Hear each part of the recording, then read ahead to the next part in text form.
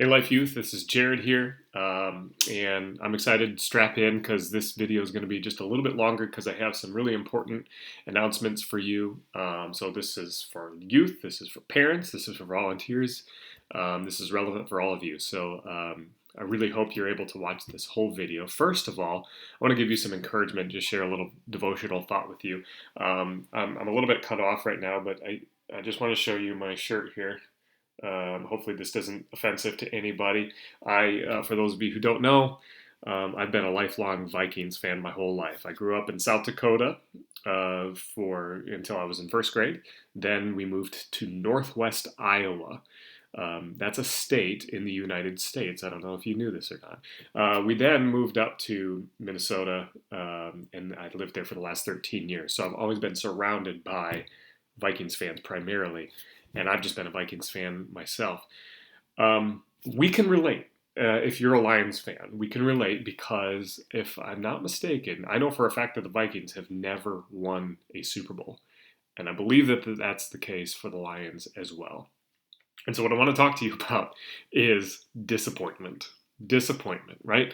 Like we, out of anybody, if we're football fans, we understand disappointment.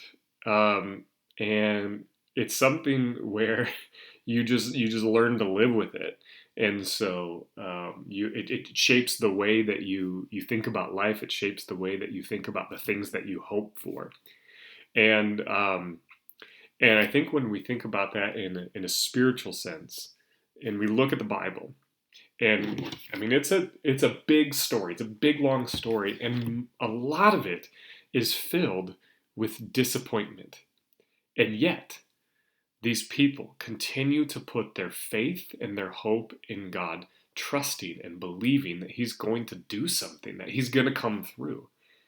And so, for those of you football fans, Vikings fans, Lions fans, uh, you get this understanding. And granted, I get that it's a cheesy illustration, and I get that it's just sports, but you get this concept that even though there's disappointment at the beginning of every year, right? There's always this hope. There's always this anticipation and excitement for what could happen. It could happen. Now, that's just sports. Think about this in terms of all of life and all of what God is doing in our midst. And there's this verse that captures this feeling of anticipation and hope. And all throughout the Old Testament, these people, the people of God, they're in a really tough place, and all they've experienced is disappointment after disappointment. There's been a couple wins along the way, but ultimately, it doesn't end up great for them most of the time.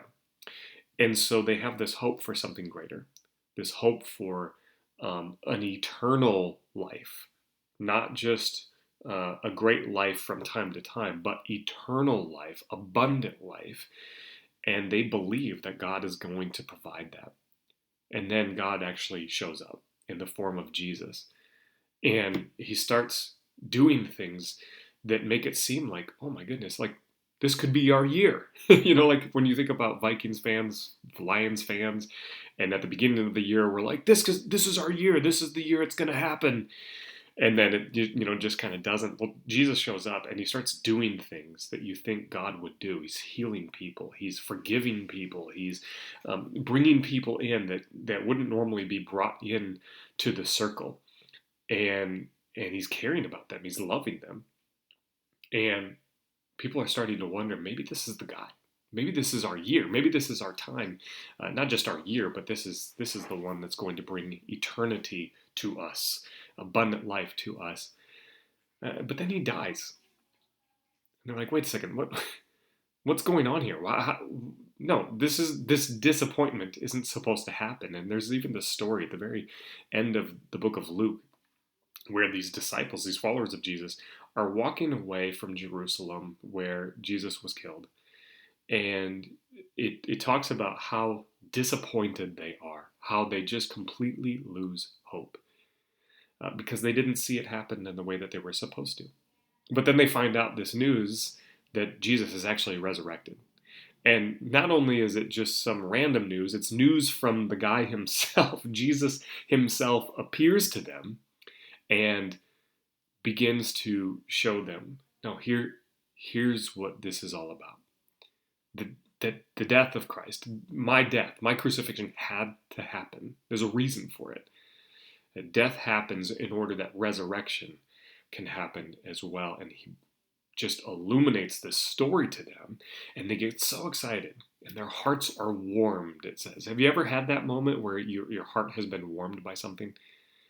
Their hearts are warmed, and they realize that Jesus is who he says he was, and that even though there was this temporary disappointment, that ultimately it's really pretty small in the grand scheme of things, and he provides hope for them.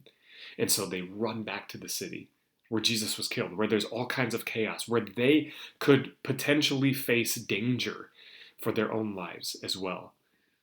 And they go back because they have to share this news, because they're excited about the hope of the resurrection.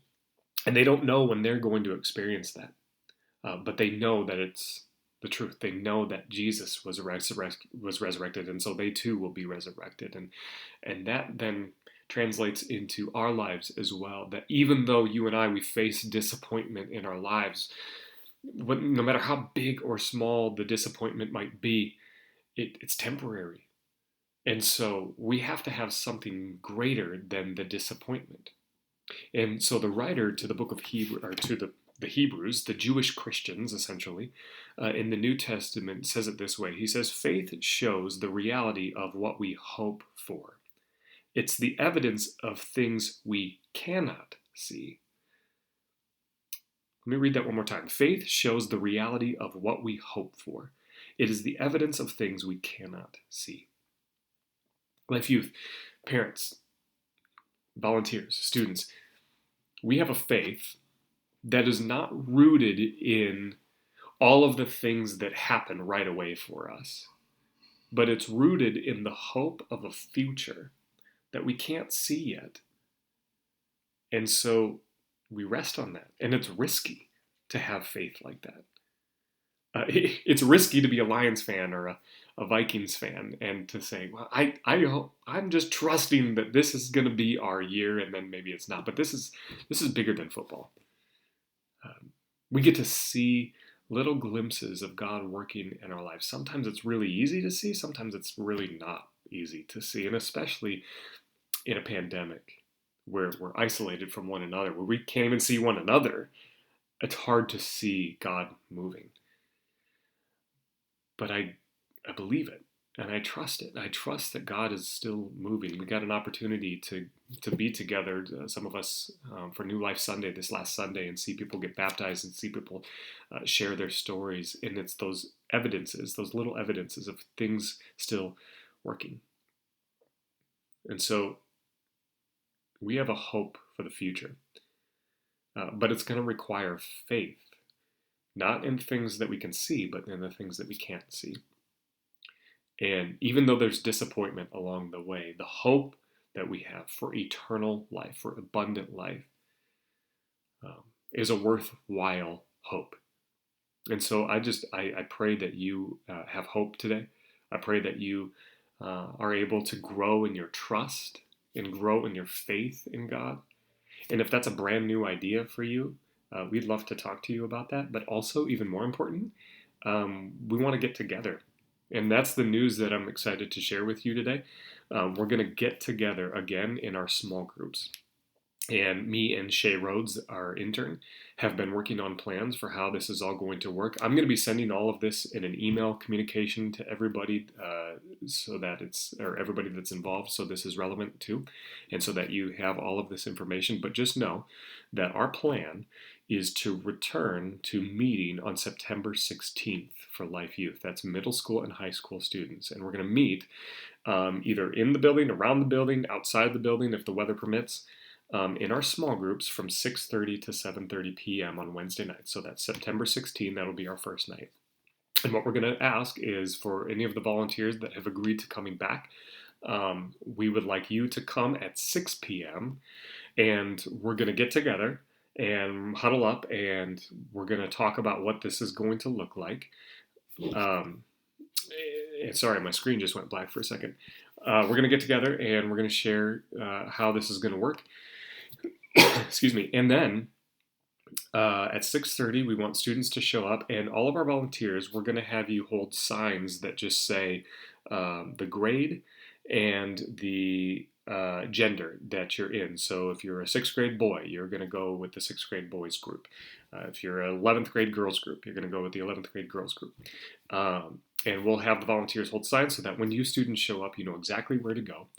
And then once you go into your spot, wherever you decide to meet as a group, then you can sit down, and we're going to give you a YouTube video with just a short devotional, similar to what I just did, hopefully no more than 10 or 15 minutes. And then we're also going to give you some follow-up questions, some small group questions for you to be able to discuss the topic, because we want you to grow in faith. We want you to grow in hope as well, even in the midst of disappointment. And so it's important that we get together to do this, and that we talk about this, and that we ask each other questions, and that we grow. And so my hope right now is to create a separate high school video and a separate middle school video, along with separate questions.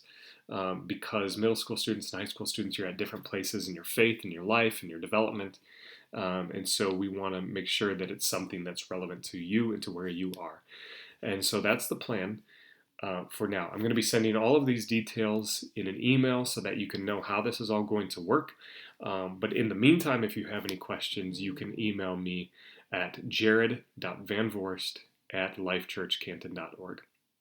I'm praying for your hope today, praying for your faith. Have a wonderful day, and we'll see you soon.